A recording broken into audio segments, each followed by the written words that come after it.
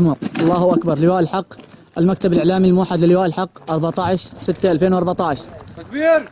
الله أكبر. الله أكبر والعزة لله. لقد قام أبطال لواء الحق بالتعاون مع البيت الجيش الحر باقتحام تل الجموع وتحريره بالكامل، وهذه هي غنائمك يا بشار الكلب. الله أكبر والعزة لله. مضادات طيران، انظروا لنا مضادات طيران. أبو الوليد الحوراني مدير المكتب الإعلامي للواء الحق. فطائسك يا بشار، هذه هي فطائسك يا بشار. الله أكبر والعزة لله. الله أكبر والعزة لله. الله أكبر والعزة لله. 14/6/2014 المكتب الإعلامي الموحد للواء الحق، أبطال ومجاهدي لواء الحق يعتلون تل جموع المتمركز بالقرب من بلدة تسيل. الله أكبر والعزة لله.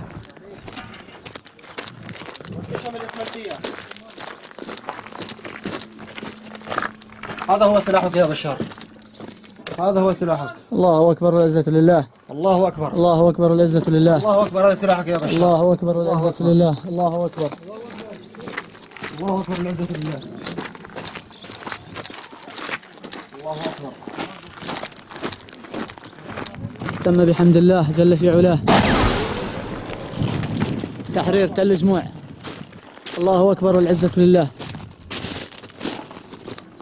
الله أكبر والعزة لله. الله أكبر. هذه هي المهاجر. الله أكبر والعزة لله. ها هي مهاجر النظام التي كان يتمركز فيها جنود الطاغية العصابة المجوسية النصيرية. الله أكبر. الله أكبر والعزة هذه هي لله. الدشمة الإسفنتية، هذه هي الدشمة الإسفنتية. الله أكبر. الله أكبر.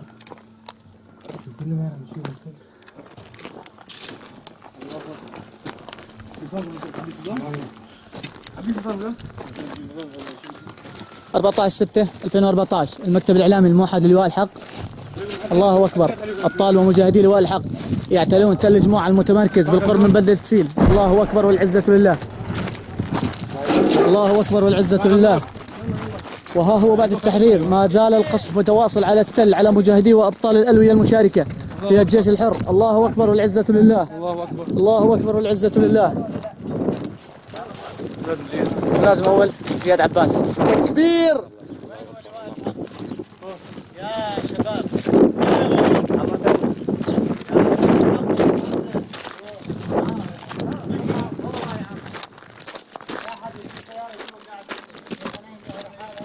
هذه غنائم بشار. الله أكبر.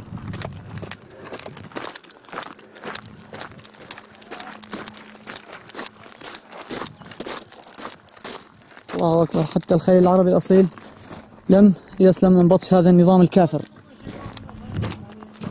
وهذه هي سراديب النظام. الله أكبر والعزة لله. الله أكبر. السراديب والدشم الإسفنتية هنا كانوا يقبعون جنود الأسد. الله أكبر. الله أكبر والعزة لله. الله أكبر. هذه هي الدشم والطلاقيات ونقاط الاستناد. الله أكبر والعزة لله. الله أكبر. الله أكبر. هذا هو أكلهم، هذا هو أكلهم. الله أكبر. الله أكبر. الله أكبر. هذه هي أكلهم. الله أكبر.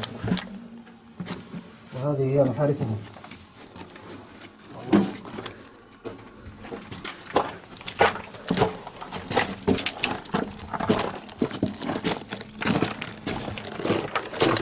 وهذه هي قاعدة الميم دال الذي قام أبطال الجيش الحر بتدميرها. الله أكبر والعزة لله. الله أكبر. الله أكبر.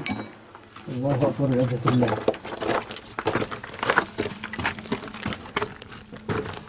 الله أكبر.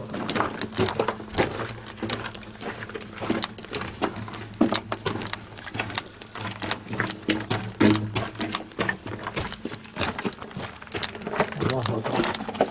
هذه هي طلاقياتهم. الله أكبر. إنه تل استراتيجي بالنسبة للنظام السوري، كونه يكشف كل المناطق التي تقبع في حوله. الله أكبر. هذه هي بلدة تسيل المجاورة لتل جموع. الله أكبر والعزة لله. الله أكبر. الله أكبر. الله أكبر والعزة لله. وهذه هي ذخيرتهم الله أكبر التي كانوا يرمون بها على أهلنا. الله أكبر والعزة لله. وهذه هي بقية السرداب. الله أكبر. الله أكبر. الله أكبر. الله أكبر. الله أكبر والعزة لله. الله أكبر والعزة لله. الله أكبر. الله أكبر. وبإذن الله سوف نسعى لتحرير تلة أم حوران وكل التلول المجاورة حتى نستعيد كل هذه أراضينا المغتصبة من قبل بشار الأسد. الله أكبر ولله الحمد. لواء الحق 14/6/2014. الله أكبر. الله أكبر لله الحمد. الله أكبر.